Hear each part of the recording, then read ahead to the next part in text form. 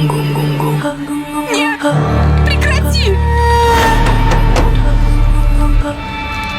2025最新美国恐怖片《复制魔》来了，为何克鲁苏重返人间？且听金彩彩娓娓道来。话说，在一个阴暗潮湿的地下室，一名男子躺在石桌上，虽然没有被绑起来，但是他无法动弹，应该是被吓了。这时有一只手抓住男人的手，渐渐有一只触角伸向男人的身体，哇塞，竟然缠绕了男人的一只手臂。随着反复摩擦的动作，质地粗糙的触须如同软锯般高频震动，约莫10几秒后，伴随着黏腻的撕裂声，男人的右小臂整个脱落下来。最为诡异的是，断臂截面不仅没有血液渗出，反而不断涌出半透明的胶状粘液。画面一转，律师小乔正在健身，鼻环妹是她的闺蜜。隔日小乔代理玛丽被家暴的案子，控辩双方在法庭上一番唇枪舌战之后，因为小乔找来的证人杰克警长竟然在法庭出席的时候没有具体证据指证犯罪嫌疑人，导致法官判定这起案件没有证据，所以玛丽就无法取得胜诉。虽然法官本人很同情玛丽，但是法律是讲究证据的。尽管这个案子小乔没有打赢官司，但是不影响他跟杰克警长的地下情。两人的这种事情，警局的人都知道，见怪不怪。小乔临走的时候提醒杰克警长，下次出庭作证的时候一定要准备充分，这次他可以原谅杰克的不作为。小乔回到家中，发现父亲老卡教练一位妓女在家里，气得他把那个女人赶走。这个老卡就是个老流氓，刚刚从监狱释放出来，没有地方可去。小乔只好接纳了父亲。现在小乔要求老卡必须遵守这里的规矩，老卡一脸的不服气。Я не ожидала, что ты тут же примешься ебстись с незнакомками. Ну а как же иначе, ты, маленькая мисс, живу по правилам. А это еще что значит? Это должно значить, что ты слишком бахвалишься своей правильностью. 接着老卡就说，小乔跟已婚的杰克警长搞地下情是不对的，搞得小乔不敢再说下去。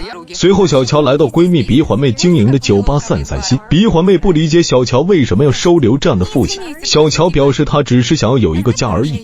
鼻环妹最后还是支持了小乔的想法。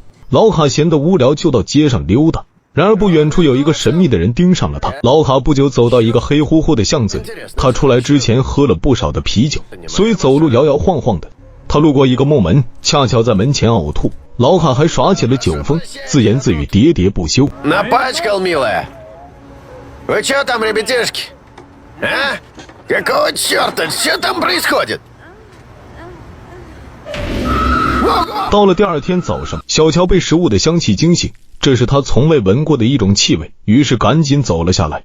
这才发现原来是老卡做好了早餐，而且老卡和蔼可亲。哎呀，这简直是破天荒啊！老卡做的是香肠卷饼，是一道墨西哥早餐。小乔一股暖流涌了上来，顿时感到家庭的温馨。小乔就想知道老卡为什么会变成这样。老卡表示自己想明白，应该尽到做父亲的责任。小乔开心坏了，拿着早餐回房间里吃，因为他还有一点工作需要边吃边看。可是小乔在网上看见杰克和那名犯罪嫌疑人一起合影的照片，顿时明白自己被杰克骗了，于是气冲冲地去找杰克算账。两人在办公室大吵一架，原来是那名犯罪嫌疑人提供了一笔竞选资金给杰克，如果从法律上来讲，好像这个也不违法。小乔只能发发脾气而已，最后喘着粗气离开了办公室。另一边，老卡正在刮胡子，由于不小心割破一点皮肤，没想到居然流出黑色的液体，而且非常的粘稠。老卡吓坏了，不停地用纸巾捂住伤口。恰巧小乔回来，听见洗手间有一些莫名其妙的动静，这时老卡受不了，那个伤口看起来越裂越开，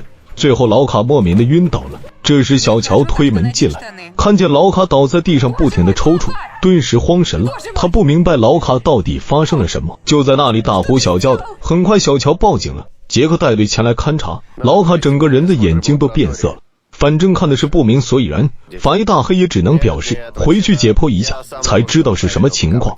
不久大黑解剖了老卡的尸体，这家伙身上的血液都是黑色的，而且是粘稠状，大黑从未遇见过这种情况。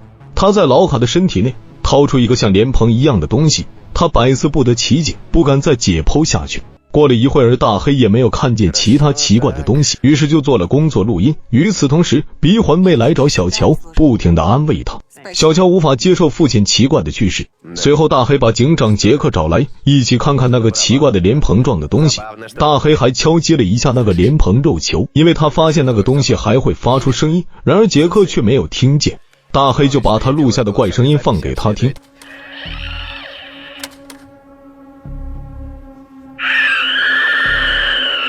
大黑得出的结论就是这个器官是基因突变的结果，功能上是用来沟通的。大黑觉得人类在未来的某个时间里将会完蛋。杰克听得自然是一头雾水。杰克走后，大黑继续对这个脸膨胀的肉球进行研究，接着他发现这个东西好像用超声波对外联系，于是他拿起手术刀进行解剖。他感觉这个东西像是雌雄同体，同时有一点像螳螂某些行为，一旦繁衍后代之后，雌体就会把雄体吞噬掉。另一边鼻环妹和小乔聊得很晚，喝了不少的酒，然后就在沙发上睡去。半夜小乔突然被鼻环妹的尖叫惊醒，她似乎受到手机某种不明来历声音的侵扰，吓得鼻环妹就像落水狗一样的逃跑。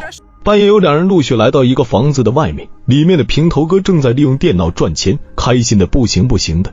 突然有怪声传来，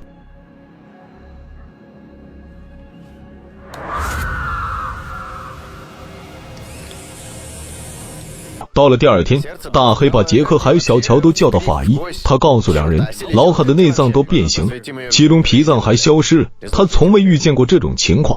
杰克还是比较镇定，小乔就已经撑不住了。杰克就让他直接把结论说出来，于是大黑就拿出一块白色的布，上面有一些奇怪的图案。小乔非常的惊讶，问那些是什么。大黑表示那是一种非常特定的频谱，这块白布是他在案发现场找到的，当时白布掉在血液里，他拿出来后就是这个样子。大黑认为这是一种共振的效应，这玩意儿说的有点太专业，两人根本听不懂。大黑接着表示，这些频谱竟然可以移动物体，他觉得这是一个伟大的科学发现，感觉他好像将会得到诺贝尔奖似的。尸检的事情就暂时告一段落。小乔就来到酒吧看看鼻环妹怎么样了。鼻环妹表示自己已经没有事了，可是小乔心情还是很糟糕。就在这时，老卡以前找的那个妓女打来电话，意思是说有东西要交给小乔。原来那天晚上他被小乔赶走以后，老卡还发了好几封语音邮件给他，现在他觉得有必要给小乔听一下。小乔对此表示欢迎。很快那些语音邮件转发到小乔的手机上，小乔听了一下，那都是父亲对女儿的一种思念。直到这时，他发现墙角老卡的鞋子很脏，而且鞋底都是一些粘液。小乔十分的震惊，他觉得老卡应该去过鼻环妹的酒吧。另一边，杰克来到鼻环妹的酒吧，他们聊起了老卡的事情。杰克自然有很多的疑问想不明白，突然他想起那晚老卡似乎来过酒吧喝酒，于是就想到酒吧的地下室查看一下，但是遭到鼻环妹的拒绝，而且他的脸色变得很诡异。突然走进两个大汉，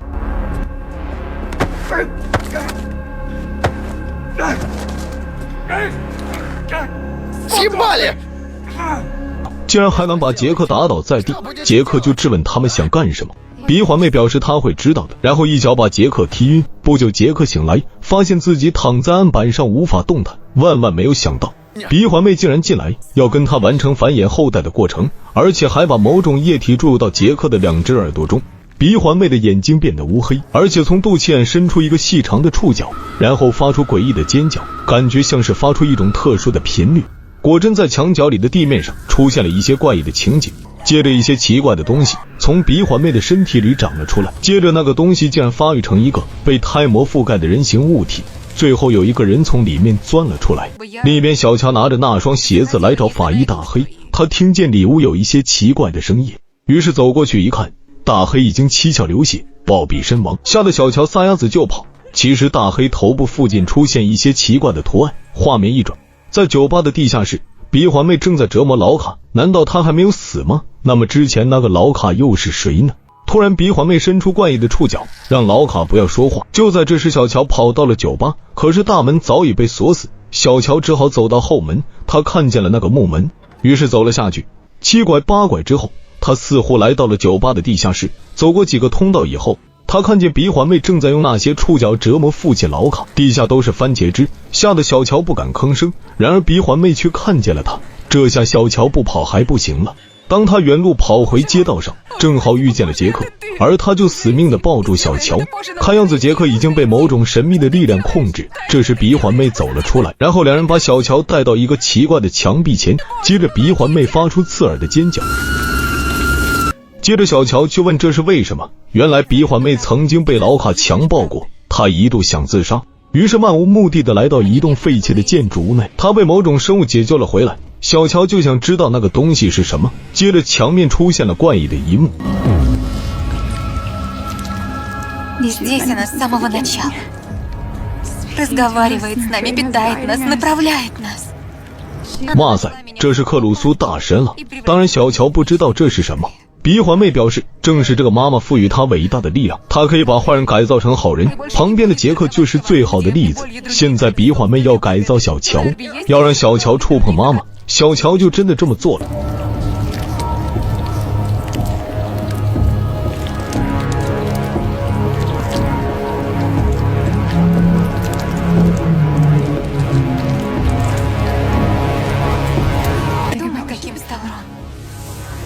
没想到最后一秒，小乔放弃了，然后抱住杰克抚摸了一下，他扭开了杰克的对讲机，释放了某种频率，然后把杰克打倒在地，逃离此处。接着真实的情况出现，他还是在地下室，刚才看见的都是幻觉，那些人包括杰克都是被吊打起来的。他想把杰克救下来，但是他办不到。就在这时，鼻环妹接连发出尖叫声，小乔就赶紧跑吧，没想到鼻环妹尾随过来。